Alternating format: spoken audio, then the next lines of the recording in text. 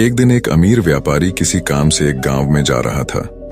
बारिश का मौसम था, झमाझम बारिश हो रही थी और रास्ते में जगह जगह गड्ढों में पानी भरा हुआ था। अचानक रास्ते में गाड़ी खराब हो गई। व्यापारी के साथ कोई नहीं था। उसने गाड़ी सड़क किनारे खड़ी कर दी और किसी वाहन का इंतजार करने लगा, लेकिन घनघोर बारिश और तूफान की वजह से सड़क सुनसान था। शाम ढलने लगी तो व्यापारी को चिंता सताने लगी। अचानक उसने देखा एक गरीब व्यक्ति साइकिल से गुजर रहा है। सड़क किनारे अपनी गाड़ी में बैठे बैठे उसने साइकिल सवार को आवाज देकर रोका और पूछा कि कहीं कोई गाड़ी का मैकेनिक मिल सकता है क्या। साइकिल सवार ने बताया कि इतनी बारिश में दूर दूर तक उसे कोई मैकेनिक नहीं मिलेगा। यह सुनकर व्यापारी चिंतित हो उठा। तब साइकिल सवार ने बड़ी विनम्रता से कहा, भाई साहब, अगर आप चाहें तो पास ही बने भगवान के घर में आज रात विश्राम कर सकते हैं। वहां आपको रहने की सारी सुविधाएं मिलेगी। व्यापारी राजी हो गया। उसने सोचा कि आज रात मंदिर में ठहर कर अगले दिन सुबह वो गाड़ी मरम्मत का कोई रास्ता देख लेगा। साइकिल सवार ने उसे अपनी साइकिल पर बिठाया और चल पड़ा।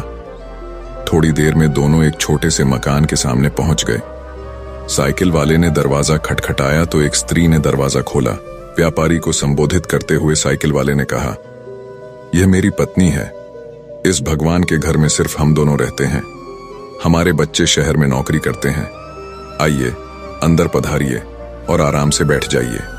थोड़ी ही देर में साइकिल वाले की पत्नी गर्म गर्म चाय नाश्ता ले आई। रात का खाना भी पकने लगा।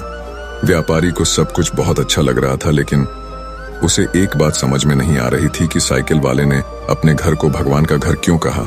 ये कोई मंदिर तो है नहीं। आखिर उससे रहा नहीं गया तो उसने पूछ ही लिया कि वो क्यों अपने मकान को भगवान का घर कह रहा है।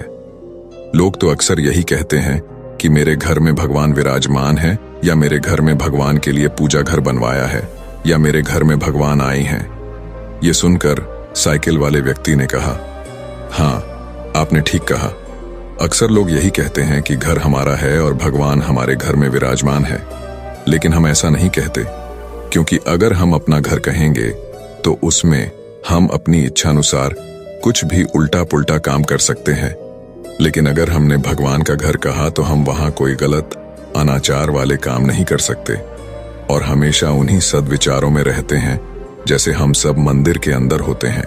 और मजे की बात यह है कि जैसा कि लोग बोलते हैं कि मृत्यु के बाद हमें भगवान के घर जाना है, तो उस हिसाब से देखा जाए तो हम जीते जी ही भगवान के घर रहने का सुख प्राप्त कर रहे हैं।